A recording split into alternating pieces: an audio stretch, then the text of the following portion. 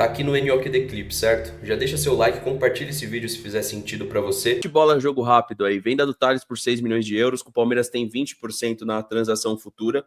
Boa ou ruim na opinião de vocês? A venda do Thales? Para mim, bom, Fer. Eu acho que é um jogador que não ia evoluir mais aqui dentro do time. O Abel não deu tanta oportunidade assim. E também, quando entrou em campo, não fez diferença. O valor é legal e ainda guarda esses 20%. Deve ter aqueles 2, 3% lá ainda de ser revelador, né, da base. Então, eu acho uma boa. O que tinha que fazer com esse jogador fez. Vai lá, TH, Thales, depois complementa aí, Manga. Boa ou ruim a venda? Cara, eu acho bem meia boca, assim, a venda. Acho que até pelo que ele apresentou em certos momentos ali no início do Paulista, daria para ter aproveitado melhor, né, a fase dele, mas obviamente o Abel faz o que? Ele acaba com a sequência do cara, né? Ele faz um gol lá contra o Santos na Vila, depois, não, antes faz contra o Noroeste fora de casa, mas simplesmente 2, 3 jogos depois ele não teve mais sequência, vai para o Sub-20 novamente, e depois o Abel, ontem ele veio na coletiva falar que não tinha centroavante no banco de reservas, né? E, enfim, então acho que uma opção, não sei também se ele faria a diferença, não é um jogador que a gente espera para decidir, até porque não teve tanta minutagem assim. Eu, particularmente, até acho ele melhor do que o Luigi, né? Não sei vocês, mas aí o Palmeiras acaba vendendo, mantendo essa porcentagem aí, e agora é torcer para que ele vá bem lá, né? O time do Lázaro, inclusive, torcer para ele ir bem lá e depois o Palmeiras conseguir uma grana aí numa revenda, como foi no caso do Kevin, né? Que até é curioso, maior contratação da história do Fulham também. Quero ver como é que vai ser o desempenho dele lá, porque chega num peso completamente diferente do que é o Luiz Guilherme, né? Que não consegue jogar, mesmo o West Ham estando uma bosta lá, perder. Tudo bem que ganhou ontem do Nottingham Forest, né? Mas começou muito mal a Premier League e ele não vai nem para o banco, não tem 1, 2, 3, 5 minutos. Então vamos ver como é que vai ser o desempenho do Kevin, que naquela ocasião eu até falo que não via ele tendo espaço no time titular do Palmeiras e coisa e tal, mas ao mesmo tempo ele surgiu uma puta personalidade, batendo, né? O Rony sumia, né, para cobrar pênalti, o Dudu também. Ele foi, pegou, bateu contra o Boca Juniors numa sequência que o Palmeiras estava perdendo o pênalti, né? Inclusive o Rafael Veiga começou perdendo. E aí o nosso treinador, que aproveita muito os jogadores da base, nossa, como aproveita? Nossa, é impressionante, né? Se tirar, cara, é foda. Se você tirar o Estevão e o Hendrick, que são fora da curva, assim como o Luiz Guilherme também surgiu como, quem que o Abel aproveitou? Que não foi ele que subiu o Danilo, não foi ele que aproveitou o Patrick de Paula, o Gabriel Menino já estava. Quem que da base que destacou, sendo um jogador que você não esperava? O Fabinho não foi, John não foi, o Vanderlan não foi, não teve nenhum goleiro na era Abel Ferreira vindo da base, não teve nada, cara. O Vitor Reis foi no desespero, né? O Vitor Reis estava sem zagueiro, subiu o moleque no desespero.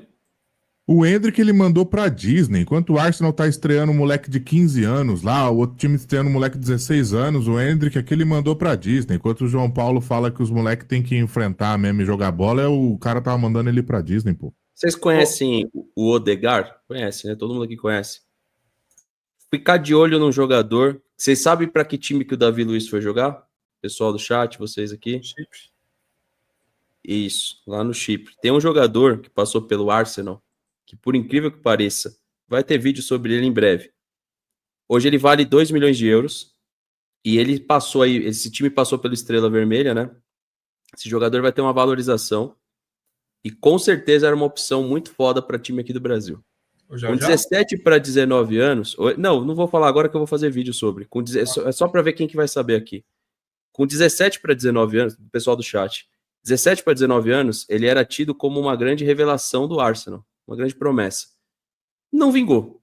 Não deu certo. É um meia canhoto que tende a se recuperar dentro do cenário europeu. É nessas que os clubes aqui do Brasil tinham que tentar estar de olho.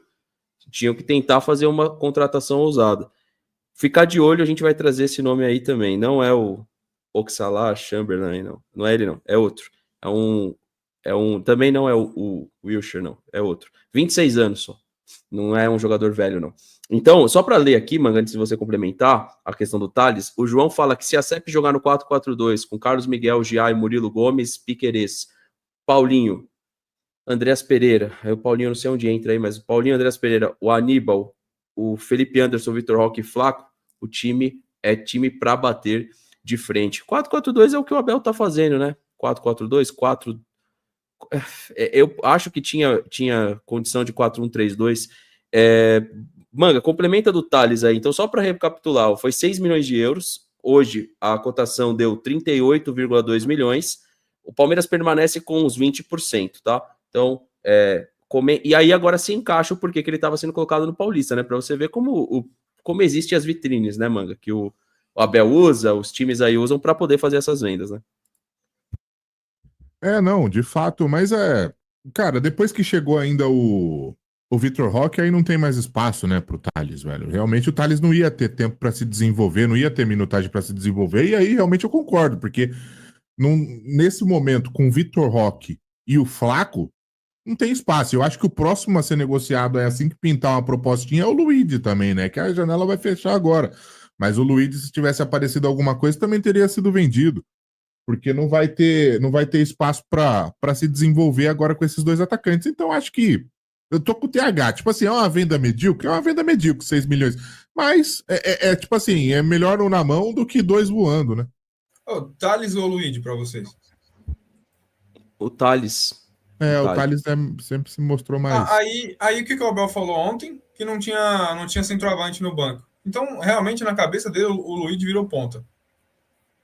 TH, só para complementar o que vocês dois estão falando aí do Thales, não sei se vocês viram também no vídeo da TV Palmeiras que o Palmeiras Sub-20 foi campeão, né? Aí os caras estão comemorando ali, só para trazer pro cenário, o João Paulo sobe para falar com os moleques, né? Ah, vem aqui, sei lá. E os moleques falam, ganhamos, não sei o que. Ele falou assim, e vocês bateram o pênalti desse jeito? Mano, ele dá um fumo nos moleques, e os moleques ficam assim, e depois volta pra zoeira. Então, assim, esse nível de cobrança, ou também o Abel falando do Thales, cara, nós não tínhamos com o Abel Ferreira, porque o moleque não vai se desenvolver. Por isso que eu acho que a venda é ok, porque assim, o Abel Ferreira também não tá preocupado se esses moleques estão jogando bem, se não estão jogando. Ele põe os caras fora de posição. Eu vi o chat falando também, outro moleque que nós temos que se preocupar é o Alan, velho. Como que vai vender o Alan? Porque não sabe onde esse moleque joga. Não sei se ele joga de ponta, se ele joga de meia, se ele joga de volante. Tá mutado, Fernando. E no jogo de ontem, por que não coloca o Alan ao invés do Facundo Torres, por exemplo? É o que eu ia falar. É isso que eu falei mutado aí. Ou até no próprio lugar do Evangelista aí. Teve uma partida que ele colocou, mas com o Palmeiras desconfigurado lá, com 3 zagueiros, pô. Poderia ter dado uma sequência pra esse moleque de camisa 8. Esse moleque tem a condição de fazer o que o Richard Rios fazia, velho. Não vai ter a mesma moral. Talvez não vai ter a mesma moral dentro de campo que o Richard Rios tinha, porque o Richard Rios era mais malandro, mas a questão de condução de bola, força física para pelo menos fechar espaço para chegar no ataque, para mim esse moleque é um 8 muito mais interessante que o Evangelista. Eu também acho. O Católico falou aqui, principalmente como camisa 8, e não como ponta, onde ele joga, né? Porque o Vitor Roque, Andrés e Paulinho são contratações da Presidente, e o novo da Arinta, o Fajuto e o Fabinhas não. Ele é tão capacho assim, ou quer se blindar se não der certo, tá vendo? Foi caro e eu nem pedi. Eu acho que é a segunda opção, Católico. Vendo a declaração de ontem, você vê que ele enaltece o Richard Rios, né? Enaltece o Richard Rios, e na hora de falar do Andrés, ele cita a experiência do Andrés, jogador de Premier League, mas em nenhum momento ele se coloca falando que pediu o jogador. Né? Só ver a declaração dele lá na coletiva, para mim, é a segunda opção do que você perguntou. O Bruno Itália fala, salve Fernando, só eu que acho que o time fica mais eficiente com o Emiliano de volante, só lembrar o clássico contra os Bambis e a vitória contra os Gambás. Talvez fique mais eficiente, Só que aí a gente tem uma característica diferente do Aníbal, né? Não sou contra, não, o Emiliano jogar de titular. Só acho que ele tem que mostrar isso em sequência. Teve bons jogos, teve jogos ruins também. Teve jogos na qual ele não conseguiu aparecer, teve jogos na qual ele abusou das faltas, correndo para trás. Então, ele tem que ser um volante que dê o suporte na saída de jogo e ajude nessa marcação alta, tá?